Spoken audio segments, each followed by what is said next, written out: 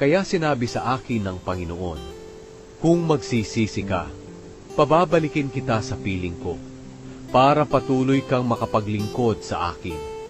Kung magsasalita ka ng mga makabuluhang bagay at iiwasan ang mga bagay na walang kabuluhan, muli kitang gagawing tagapagsalita ko. Kinakailangang sila ang lumapit sa iyo, at hindi ikaw ang lalapit sa kanila. Gagawin kitang parang matibay na tansong pader para sa mga taong ito.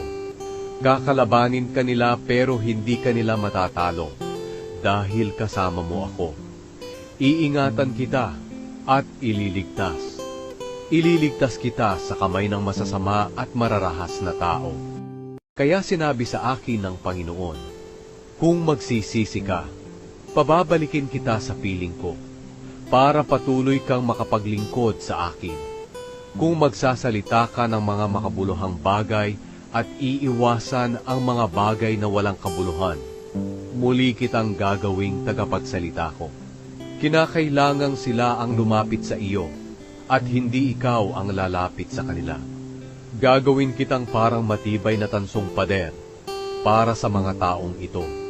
Kakalabanin ka nila pero hindi ka nila matatalo, dahil kasama mo ako. Iingatan kita at ililigtas. Ililigtas kita sa kamay ng masasama at mararahas na tao.